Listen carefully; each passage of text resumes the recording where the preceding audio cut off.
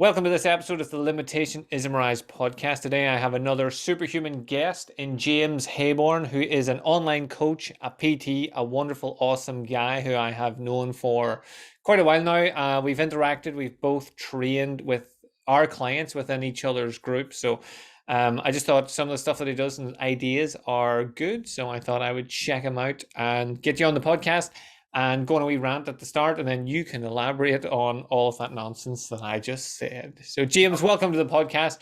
Please give people a proper introduction. Love that. No, thank you so much, Liam. Really, really appreciate this, and it's a pleasure. It's exciting to be on your podcast today. So, a quick introduction. James Heybourn, as Liam said, I'm an online coach. It's funny, and I'm sure we'll get into this, but we said, I don't know what I want to be called anymore, because I used to be a personal trainer, and have been for 13 years. And it's been the last kind of 4 or 5 years that I've began to build a bit more of an online kind of presence within my business. And since COVID and everything, that was the kind of the straw that broke the camel's back for me, and that forced me into being a full-time kind of online coach. So I guess that's probably what I technically am now. But I'm sure we'll come back to that. But yeah, anyways, I work specifically with women, and typically ladies who have struggled to lose weight their whole adult life. They feel like they've tried every single diet under the sun. I help them to lose weight, change shape, drastically improve their confidence, and rebuild that self-worth that's typically been kind of shattered in the past. So I'm a father. I'm an avid chocolate and red wine drinker and eater. And I'm not sure I can own the superhuman awesome tag you give me there. I think you do. I think you own it. I've seen the results from your clients. See what you get up to. Again, it's just you're a little more humble than I am. so I'll take that. That's very, very kind. But that's brilliant. Do you think that the switch, because I know a lot of people had to make that switch. Do you think you were slightly ahead of the game because you were already doing a wee bit online before the COVID happened? Yes, I guess in that respect, I was, we call it lucky, or whatever you want to call it. But I probably had 40 or 50% of my business was already online, and I really enjoyed it. I really liked it. Like rewind kind of a couple of years before that, if you'd have told me that you could coach someone without being kind of in the same room as them, you could train them, you can help them to eat better, you can help improve their mindset, I'd be like, what the hell are you talking about? Like, but yeah, it obviously we know it works. I guess that when COVID hit, it was a bittersweet time for me, because my daughter was born 4 or 5 days before the first proper lockdown in the UK. So I'd been excited about having some paternity. I told all my clients, I'm obviously not going to be in the gym. All my online clients knew that I was, not going to be as responsive to their messages and whatnot. And I was really looking forward to having some quality time. And then literally Boris made his announcements and everything happened. And it was literally like panic stations, like, what do I do here? So, like you said, it forced me into it. But I technically had a lot of the systems in place. I kind of knew how to coach people remotely. It was a bit of a blessing in disguise. I suppose the main thing was you knew that the stuff worked outside, like you said a couple of years ago. And as a PT, you're sitting going, well, I need to be in this room. I need to look at what they're doing. I need to talk to them. I need to see them. I need to see their diary. And you're going, well, you can do all of that now online. Have you, again, it's different for everyone, but have you noticed that the online one works better for you, or the same, or? Yeah. So I think it's a double-edged kind of sword, as such, that I think it works better for both myself and my clients, because it's just far more flexible. Like, I'm sure any personal trainer can relate that you grow to hate the early morning drives to the gym, when it's silly o'clock, and then staying there on and off all day till silly o'clock at night. And so I grew. When you first start out, you have that pure passion and love for what you do, and you don't care, because you don't mind the early starts because you love it. But then after X amount of years, it's just like 5 o'clock alarms and so on. So from that perspective, I love the flexibility of being at home and not having to commute anywhere. And that obviously the world is far more online now anyway. So you can communicate with your clients, you can speak to them in multiple different ways. So from that perspective, it works so much better for me. And then, you know, having my little girl around in the first kind of 4 to 5 months of her being alive was just amazing. And just, I didn't miss out on anything. Like, That's awesome. Yeah, I could let my partner rest and have some her time, and I could, you know, help out and just be there, kind of thing.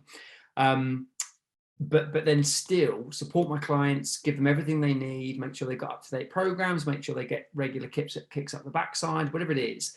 But then from their side of things, we didn't have to sync our diaries. Like, it was always a challenge. Like, the busier I got as a in-person PT, the less availability I had. So it was always like, the client was like, oh yeah, can you do Monday morning at 7 a.m? Because that's the best time for me. It's like, no, I've already got 3 clients in a row already. And that kind of thing. So from a time perspective, you know, they can train whenever they want. And it's just far more flexible, and it fitted their life better. So I think, yeah, for both myself and them, it absolutely works far better.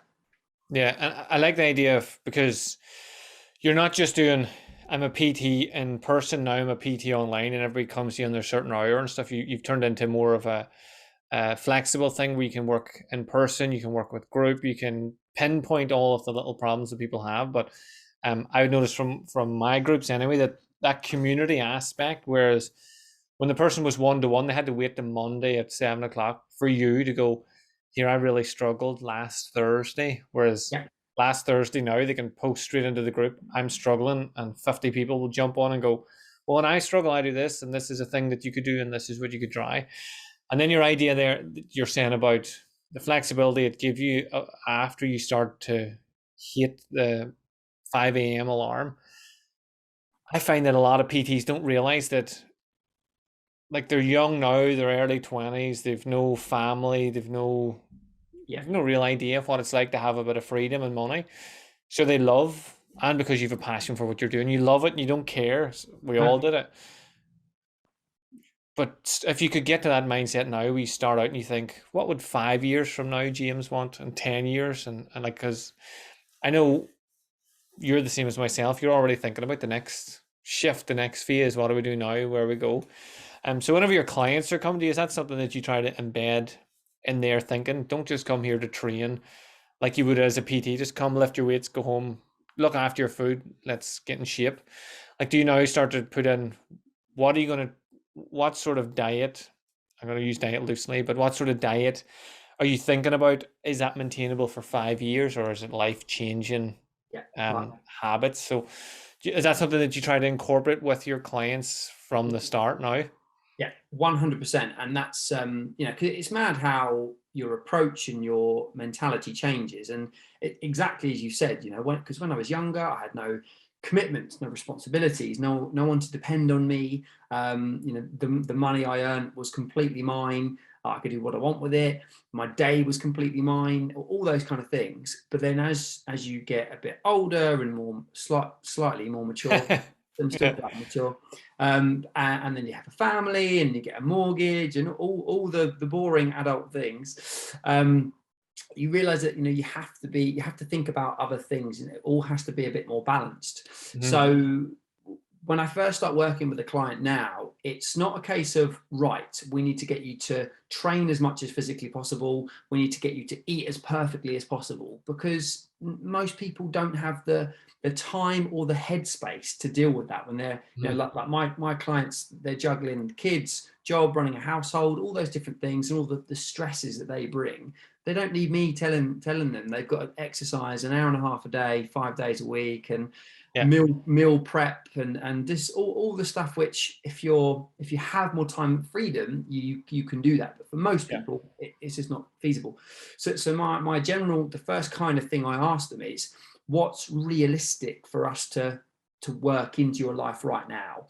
And then once we've kind of established what that looks like, it's then, okay, can you see yourself doing that a year from now? And granted, I probably could amplify that to 5 years, 10 years, but typically most people focus on what they can achieve or what they want to achieve in the first 2 or 3 weeks, because that's generally, I find, as far as people can kind of look forward. And in that 2 or 3 weeks, people want to do everything. They're like, I want to change everything. I want to see the biggest return. You know, I want to see all the results. But they don't think about what's actually sustainable longer than that. You know, people want the result, but don't necessarily know, or if it's even possible that they can make that then work into their lifestyle. So yeah, a lot of what I do is just thinking what's realistic to slot in at what kind of times, you know, to work around what you've currently got going on. So it's still obviously going to be an extra in your life, obviously, but so it's not a ridiculous add-on to your plate kind of thing. So yeah, there's been a massive shift in my approach to focus on what's going to be sustainable, what's going to be realistic, and what's going to be more of a lifestyle change rather than just a quick fix.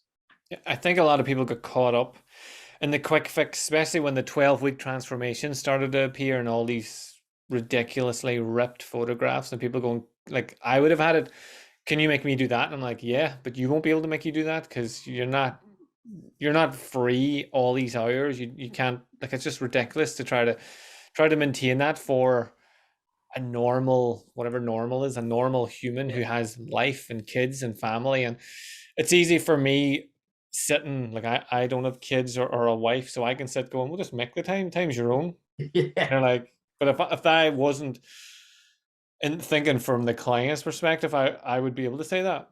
And that's what I think happens. A lot of young PTs, they come in and they're 22 and they're like, what do you mean? Just do this. And they're like, yeah, but I have school run to do and this to do and this and this and this. And they're like, all right, I don't have that. So the life experience really changes it. Whenever people are coming to you, what do you find is the biggest hurdle for most people that you're working with? So you're working with women to improve their confidence, their weight, and their life, basically. So what do you think is the biggest hurdle in general? Okay.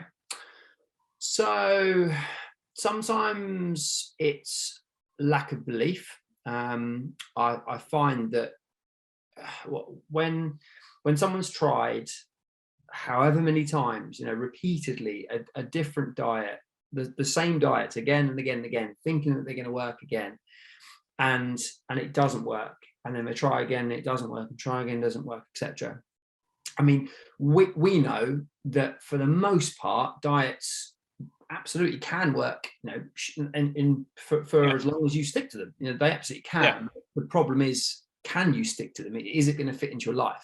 So we know that the problem is because they're unsustainable from the get-go. For you know, 99% of people, there's weird 1%ers that can make certain things work.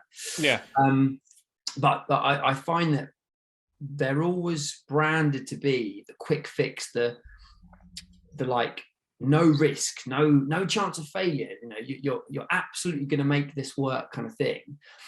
So then they go balls deep as such into it, and it then obviously doesn't work. So then it just shatters that belief of, oh, well, all those other ones don't work, so maybe I'm just not destined to be slim, or to be happy, or to be this, or to be that. So I think, yeah, I do believe a lot of it is the self-belief that just gets slowly diminished the longer the time goes on. Yeah, they sort of overlook the fact that the diet or whatever it was doesn't fit their lifestyle. They think they don't fit it, so then it's my fault. I couldn't sustain that, where all those internet people are better than me, and that's where the self-belief dwindles. So I would say the same. Like, people have, especially by the time they come to a coach like yourself, they've tried all the things themselves. They've tried a million diets and none of them work. I've tried calorie counting, doesn't work. What way did you try it? How long did you sustain it for? What was the situation in your life at the time? Oh, I just went back on it. Did anything happen? Well, a couple of people died and there was a major pandemic. You're like, well, maybe they were contributing factors. It wasn't just you. So if I'm sitting here listening now and I'm thinking, fuck, that's me. I've done all the diets and I've crashed. And where would you advise me to start, apart from the obvious one of reaching out to you? I mean, that's the absolute obvious one. Yeah. But no, all seriousness, the simplest thing I would say is to keep it simple and to just focus on the small changes you can make now that aren't going to make a tremendous impact to your day-to-day life, in the respect that they're not going to add too much time. Like I find that people just jump from the kind of all or nothing, just that yo-yo cycle all the time, and we naturally try and go 100 miles an hour when we start something new, which is a good thing in many ways, but it's just too much to handle to keep going. So I talk about, and I think I spoke about this to your client group, that I talk about trying to focus on being a 7 out of 10 rather than being a 10 out of 10, which we all naturally do. And I think it's just a basic deep human behavior trait that whenever we try something, we want to make it perfect and we give it everything we've got. And again, that you can't really say that that's not a good thing, because who doesn't want to try and make something perfect? But when we really think about it, we know that it's just not realistic to keep that going. So whenever you decide that you want to make a change for your health and you want to improve things, I'd say to focus on being better than you are, not trying to completely shift everything. So how can you make small subtle changes to your food choices? Can you slightly reduce portion sizes? Can you make a few swaps so there's a little bit more colorful stuff and a little bit less beige stuff? Not cutting anything out and not completely swapping, but just making those little changes. Can you move a little bit more? Can you, instead of driving to whatever appointments or scheduled meetings you have of the day, can you walk to some of them, or can you walk part of the way?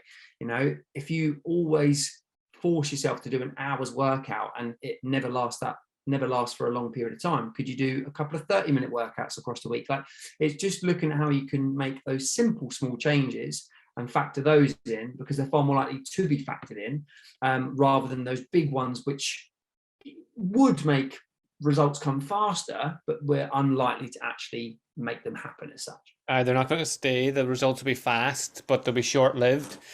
And I noticed working with people as well is that one of the questions that'll come up when you say this sort of thing is, sure, what's the point? Me cutting out a Mars bar a day, what's the point?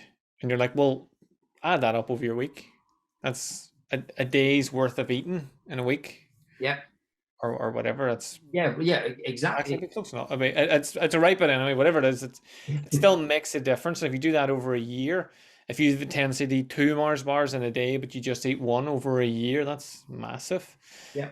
But people don't look at that and go, if I eat 1 less Mars bar, so the weight's not going to shift now. You're like, yeah, but what's the point? Yeah, that's why you keep. So would you say it's about building the habit? More positive habits than finding a magic pill or a magic button that. Yep. So both that, I think, absolutely building in the habits, and that's that underlines everything, because we, and I'm sure you teach exactly the same, that we want our clients to build habits and build these things into their life. So it's just part of what they do. So we make better food choices. We're becoming more active. We're having a healthier mindset. We've got more energy. We're doing all those good things. And it's a lifestyle change, not just something to achieve a quick result before your holiday in 6 weeks' time or whatever. Yeah. So I think definitely partly the focus on building habits, but also trusting in the process. And this, I think, I don't know how much you can relate to this with your clients and anyone else who's listening who works with people. Like, I'd love to know what the actual split and breakdown of my time of what I do with clients is, because most people think it's, creating a plan so they've got an exercise plan, nutrition plan, those kind of things, keeping them supported, keeping them accountable. But probably a lot of it is reassurance, is, just telling people, because when people don't see results immediately, and when I say results, they normally want to see the scales move as the key thing. When people notice that their shape is changing, their energy levels improving, they're sleeping better, skin's better, mood is improved, but scales haven't moved tremendously, they think, oh, it's not working. Mm-hmm. So that's my job as a coach, to help reassure, to just to remind you that what we're doing here is something for the long term. We're building this massive thing, and we don't want to see fast results, because as you said, they come fast, but then they go fast. Yeah. I think it's just that trusting in the process that it will happen and it will come, and that's something that I reinforce on probably a daily basis, I think. Yeah, more than anything, well, I would agree there. You're reinforcing, and even to the point where sometimes they'll say, "None of this is working. I'm not doing anything," and you'll go, "You know the way your steps? Well, what's your steps like today? Oh, just the usual over 10,000." And you're like, that's your usual now. It wasn't at the start. Your usual at the start was like 2,000. Yeah. I know, but it's just something I do now, and they almost forget how they got to the 10,000, and now it's just a staple. And you're like, yeah, you're fitter now, you're healthier, you're making the effort to get to 10,000 steps. The rest will come if you just keep making slightly better choices, asking yourself, do I need to fill another plate full of food, or am I trying to avoid? I work a lot with the emotional, mental stuff as well. So I'd be saying to them, are you just eating another meal to avoid you from thinking about how shit your day was? Yeah. Like, yeah, maybe. Like, well, let's look at that instead. So no, I agree. Like people think coaching is this glamorous thing, and you spend like blowing minds and like retraining all this stuff. And you're like, most of the time I'm just saying you're doing a good job. And if you just keep doing that good job, good things will happen. And it's, because I don't want anyone to make like overnight results. Like I don't want, whenever a client suddenly has a monstrous burst of activity where they, I don't know, either dramatically cut their calories, which wouldn't be anything I'd ever recommend. Wedding's coming up. Sorry? That's my first question when they dramatically cut their calories. Is there a wedding? Yeah. Or like if they suddenly start doing 2-hour workouts or start training every single day, like, if they feel like for whatever reason they need to go 100 miles an hour, I mean, my first thing is like, well, no, like it's yes, short term, absolutely, it's going to make a difference short term, but you're also probably going to be exhausted. You're also going to feel like you've been hit by a train, and then what's going to happen? You're going to feel awful and then not want to do anything off the back of it, which will then put you back another few weeks. And so it's just it's crazy. But I was having a conversation with a client over the weekend, and she's a school teacher, so obviously had the last 2 weeks off for half term. Yeah, and all routines. Yeah, all routines go out the window. But this thing, so a completely different type of win for her is that she said that prior working with me, a half term would be a holiday, and holiday mentality would have been initiated, which is eat what the hell you want, be lazy, just have no structure, no routine, and typically put on, I don't know, it could be a few pounds, half a stone, whatever it might be. But she's lost a pound over the 2 weeks. Awesome. And for most people who do diets, that's nothing, and they'd be pulling their hair out and they'd be crying and they'd be feeling like a failure. But we reshifted how we looked at this situation, and we thought, well, actually, you've actually lost weight over a 2-week period where you typically put on X amount. This is massive. And we were talking about, what do we need to focus on now? She's back to school today, so back into kind of routine. And I said, like, all you need to do is make those small changes. Again, like we're talking about, if you can create 5 to 10% more activity, so literally minimal across the week, and if you can rein your food choices in, like 5 to 10%, so literally just that tiny bit. It doesn't mean overhauling anything, it's literally just making those fine-tuning little pieces, and I bet that'll be ample to get you more than back on track. So I think that change of perspective and just looking things at a totally different light, and then that reassurance behind it is, it's massive. That's one of the things that makes you a good coach, again, is you are working with each client. You're not working with the cookie cutter. No, you need to do this. This is what you do, and everybody does the same. Like, you're working with the client and helping them reframe that. Like, I've had that as well, where they lose a pound in a time when last year they would have gained. And you're like, is that not massive? No, but I only lost a pound. And you're like, yeah, but last year you gained half a stone. So if we want to be technical about it, we can claim you've lost 8 pounds. If we want to be making up shit, what you're doing anyway. So this is it. Just having that shift for people. So I imagine you're the same as me. Then the scale doesn't matter as much as how they feel, how they when they come back and tell you like they're untangible wins, I suppose, for a way of putting it. Is that is that something that you would let your clients know at the start? Like, we're not just aiming here for shape, we're aiming for happiness, for health, for 100%. So part of my kind of process is we first of all set some goals about what they actually want, but I try to get them to think about the kind of impact that will have on their entire life. So, you know, because most people on the surface level want to lose weight, they want to lose X amount of pounds or stones or whatever it is, and they associate that initially with happiness and confidence. So they think it's going to make them feel better. yeah. Which for well, in fact, everyone will probably feel better losing a little bit of weight, absolutely. But I get them to think about the areas of their life that will be impacted positively from that. So what will losing a stone, 2 stone, whatever, do to your life? And they were like, oh, well, you know, I'll be slimmer, I'll be lighter, I'll have more energy. I'm like, okay, what would you do with that extra energy? Well, I'll get to the end of the day without feeling shattered or feel like I need a nap or feel like I'm going to crash on the sofa. I'm like, okay, you know, what would be different then? Well, I could probably play with my kids a little bit more. Would that make you happy? I'd be ecstatic. It'd be amazing. And it's literally just almost peeling back the layers of what would, you know, yeah, literally like the layers of an onion, literally just the next thing. Why is that important to you? Oh, well, it'll make me feel this. And oh, why would that be good? Oh, well, then I'd be able to do that.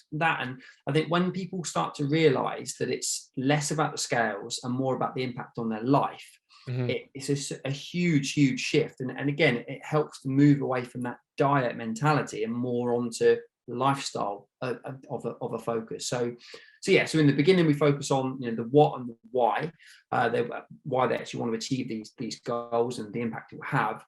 But then I try and educate them early on that, you know, you will see a significant loss on the scales in the first few weeks. It's just natural with losing water weight and various different things. But just because you're doing something different, and it's a kickstart, whatever you want to call it. So, you know, they jump on the scales whatever morning it is, and they're overjoyed with what they see.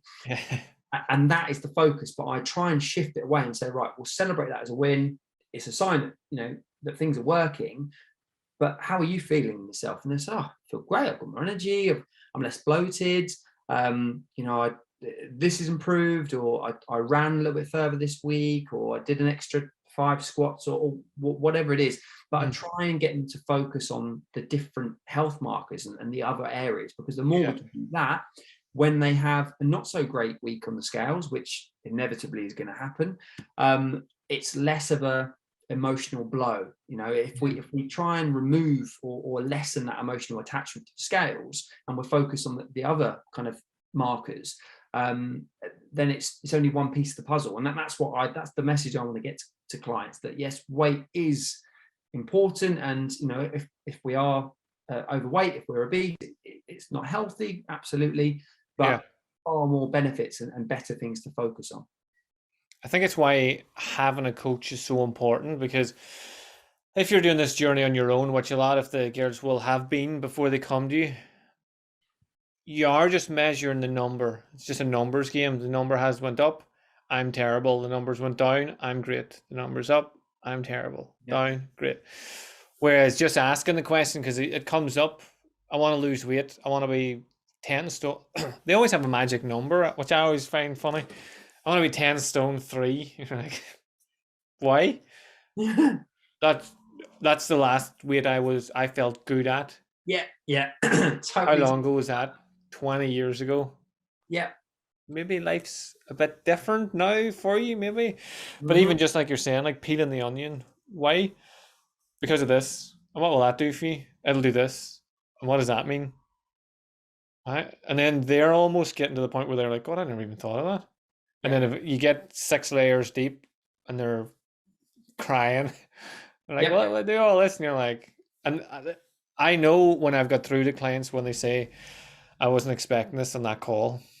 You're like, yeah, because you never go deep with yourself. You just, the magic number, if I said, I want to be 10-3, and you go, you're now 10.3 and I stand on a scale 10.3, but I'm still mentally where I was before you clicked your fingers. Yeah. Does that matter? Does the scale now matter if I'm still feeling drained and tired? So say if I was listening to this now, a lot of it's resonate with me, and I'm thinking, right, that's me. How do I get over the mindset of the scale? Because I've done this before. I've went to coaches that have said it's just about the mind, but I keep coming back to, like, when I was in college, I was 10 stone 3 and I felt amazing. Like, even though you're full every day of the week and fucking run around like a lunatic. If I'm thinking like that, is there a way, I might be putting you on the spot a bit here, but is there a way for me to, like, a question for me to ask myself, or a way for me to visualize that version of me with the intangibles, with the happy and with the not thinking about the goal? Is there a way for me to make that shift? Oh, this is deep, man. This is good. Okay. So how to help visualize the future you really want, or how to remove the attachment to the scales? Well, I think if you do the visualization of the future I really want, like, so I'm not say at the minute I'm thinking I want to be 10.3. I see myself standing on the scales and it says 10.3 and a fucking fireworks display goes off. How do I focus on the future happier like, what, just everything that you went through, peeling the onion, how do I see that for myself, I suppose I'm trying to ask. Okay, so I guess I would almost have like a visualization in my mind of the person standing there on the scales, looking at that magic number that they can see, but then above it is all the reasons why that's going to be impactful for the benefit of their life. So the more confidence, so they can potentially put themselves out there more and do their job better, and the improved self-worth, so they feel better in themselves, so their relationships improve at home, and the better energy levels, so they can run around and play with the kids and create better memories, and the better self-esteem, so they actually want to take photos with their families, which they haven't done for years.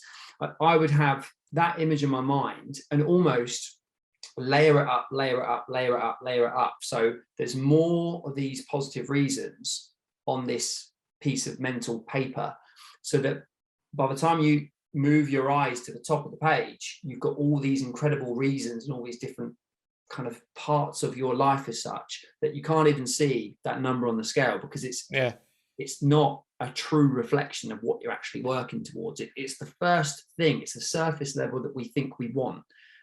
Because for some reason, we associate happiness with it. I don't know why. So I guess the more we can reinforce and focus on the reasons why that will actually make us happy, that's the thing that's going to help us to remove that attachment and focus on the bigger reasons, I guess.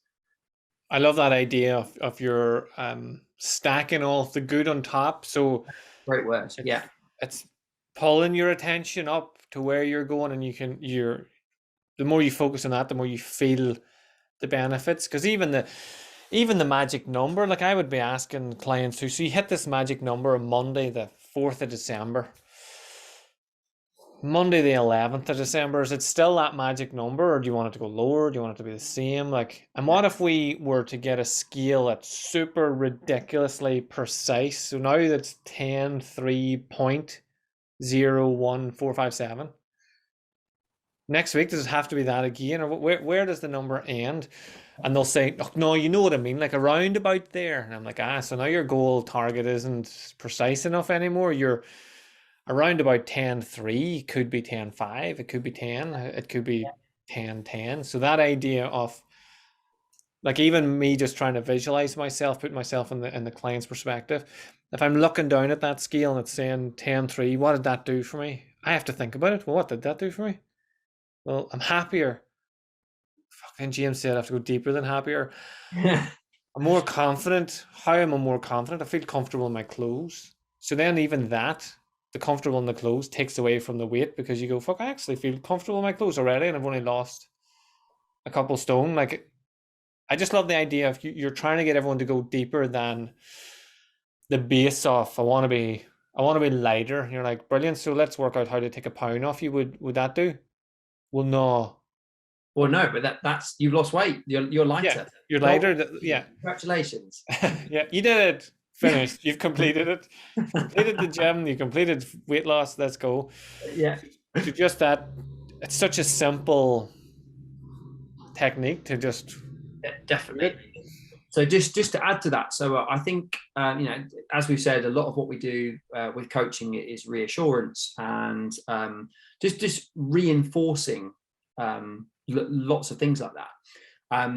I try to get clients to set what I call stepping stone goals, and it's literally just breaking down whatever the big target is.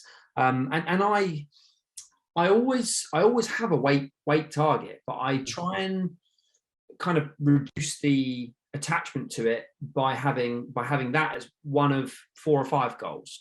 So we have a weight target, we have a shape, like a dress size target kind of thing, we have like a life goal that might be attached to something. So as I said before, it might be pushing towards a certain level in your career, or it might be a target for doing something with a family member that you can't do today because of your weight or your fitness, those kind of things. So if we have 4 or 5 big targets, but then break those down and think, right, because I'm sure you'll agree, and you'll find this with clients, if they have a fairly long journey before they're getting to where they want to be as such, it can be very overwhelming, and to the point where, if we feel like we've got so far left to go, it's almost a bit like paralyzing, that we're like, I'm doing all this work and I'm not going very fast and it's going to take forever kind of thing. So instead, I'll try and have these little stepping stone targets. So it'll be, we want to lose the first half a stone. We don't quite want to lose a full dress size, but we've got a pair of jeans in the cupboard that you could get on right now, but you probably couldn't do the button up, and you certainly wouldn't be comfortable. So in 30 days time, by focusing on XYZ daily habits, we'll probably be in those. And it's just having those, it's almost like dangling a little carrot, just in front of them, rather than the bigger goal being a long way away kind of thing. And I find you can set 4 or 5 different, those little mini milestones, little stepping stones. Once you've achieved each one, which is manageable, bite-sized, nice and simple, you're probably going to be very far along that journey, if not the end result kind of thing. I think again, it helps having a coach for it, because most people look at, I need 10 stone off. And you're like, fuck me, that's a long way. Like, I had a client recently talking about weight, and they couldn't visualize themselves at the weight they wanted to be, and they couldn't see it. And I was like, well, can you see yourself losing a pound? Yeah, that would be easy. Well, then let's do that. And then when you've done that, let's keep doing that again. And then the idea of having the other goals, this actually came up in another podcast, Neill, whenever I had Neill on, and he was saying about doing his hobbies and his sport and his golf and stuff. So maybe in the gym you have a really amazing week, but on the scale you have a bad week, or in business you have a bad week. But because you've more than one goal, you're able to look at that and go, well, this week isn't a write-off because this went well. This didn't go well, but then next week maybe this will go well. It depends where your focus is. So for me, it's more, you're now working more holistically. And I suppose it brings us right back to the start. Do you think now it's easier to work more holistically because you're doing the online stuff and you've more time to see the clients and work with the clients and see them interacting with people and hear about real issues, than when you're going PT session, 5 o'clock in the morning, here we go, PT? Do you think this is more manageable, or? Definitely, and not just more manageable, but it's better for me because I can see a bigger picture of things, but also better for the client because we're tackling real life shit. Like, when I used to PT clients, I always made an effort to ask how their week's gone, and how their food's been, and what's been happening, and and they'd report to me their weight and their measurements and monthly photos and those kind of things. But it's really all I'm doing in that session is getting them to do a 45-minute workout. Like that's all it is. And then, like, one 45-minute workout a week, or even, let's say, for example, they were training 3 times a week, 45 minutes a piece. that's brilliant, and that's going to make a good dent in whatever they need to do. Yeah. But the bigger kind of part of the equation is what happens when they're at home and when they step outside of the gym. They've had a great session, they're feeling fantastic, endorphins flowing through their body, they're feeling loads of energy, they've got loads of energy, they feel great. But then it's what happens that evening when they're sitting on the sofa munching a bag of Doritos or whatever, and it's all the other choices. So I think now I look at things from all the different angles, instead of just, instead of kind of like 80% exercise and just a little bit of food, a little bit of mindset, a little bit of accountability, it's kind of more of a mix of everything. So yeah, just looking at it from a far broader perspective, and it works so much better. And I think that's what needs to be done in order to achieve results. Even in the group, like when you're doing a PT and someone comes to you and you're like, how's your day? You're setting something up, or they're doing their warm up, or there's a bit of distraction. How's your day? Good, a wee bit stressed. Not too bad. Whereas in the group, you can post any struggles this week, and people have time to sit and think, write it out, and then sometimes we get an essay, and you read the essay, and you're able to fine tune some things for them and tell them to relax here and focus on that. Because I work with coaches and stuff as well on the side, and I would say the ones that have their own gyms and stuff, I think you should have an online portal or an online group or something that people can, even for your business, if you just took it purely selfishly, you get better results when people are more mentally switched on, more emotionally engaged. So to have that and the client's option to go, really struggled this morning in the class, like how many people leave a group training thinking they're the only ones that struggled, they're the only ones that found it difficult. If we posted that in, found today's session hectic, fuck me, and everybody comes under terrible, and then the coach comes on going, I was a bit psyched, because I know I've done it, and you'd be setting up the class, but you forget that you were super pumped after a class when you designed this class, and you're like, fuck, let's go. And everyone's dying, but you're still super pumped. And then after, you're like, they were supposed to take it easy today, but I went a bit mental because I was psyched. So even just having that it's more than accountability, it's community. I would say.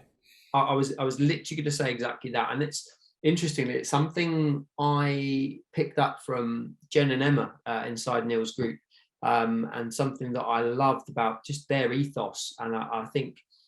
I don't know, but because I'm obviously a guy, and I only work with women, and I wanted to create something where, yes, they've got me and they can count on me, they can feel safe, they can feel in a safe, comfortable environment to talk about anything they want, all those kind of things. But I also wanted it to be a safe place where they felt happy and safe with each other. And some of the feedback in the last month or two, because I've tried to kind of implement this since probably December time, I guess it's taken a bit of time, but now the comments that the ladies are coming back with and they always say, because it's my program, I'm their coach, but they all say James and the other ladies. And that's what I'm so proud that it's happening that way.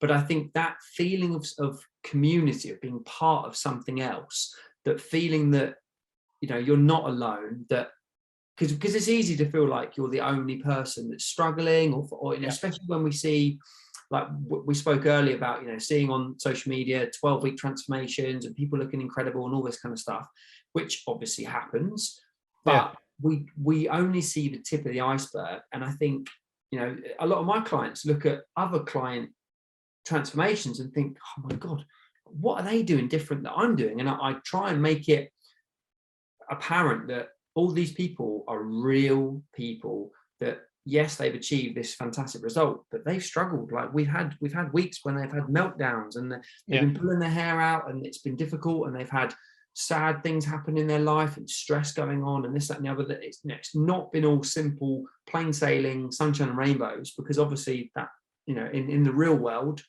it doesn't happen. But I think that by creating that community, and I know you're big on this as well within your client group, and I just think it's so powerful, especially if it is an online based program where you don't see people. That feeling of being part of something is so powerful, so powerful. Yeah, even for the Zooms, like the Zoom sessions, people are showing up for the Q&As with no questions. And you're like, and the first couple of times that it happened, I would ask, like, well, how come you're here then? I just like to come and hang out and see what's happening. You're like, all right, I forget that it just because it's not in person, it kind of feels like it is now. And the more now in the year and a half ish of doing this with groups and stuff, and well, it's been about a year of developing the group. And it's why I'm like, I was always quite picky with my clients in the past anyway, but I'm more so now. Yeah. Because I don't want someone to come in and blow the dynamic up, or someone come in and say something and people go, God, I don't feel safe now talking about whatever it is. So I'm just aware of the time. I'm trying to make sure I don't take up too much of your time, and then I can just always convince you to come back at a stage.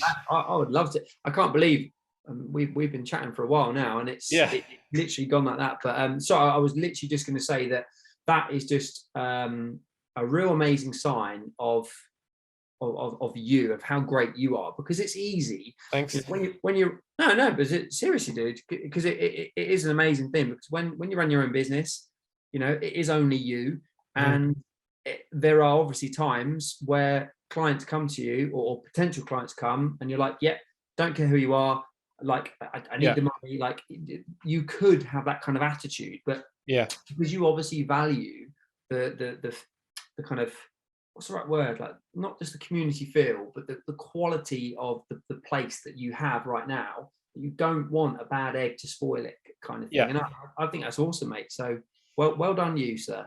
Thank you very much. And I imagine you're doing the same, whether you're aware of it or not, but it's why we have calls with people. It's why we have messages with people, because again, and people find it so strange.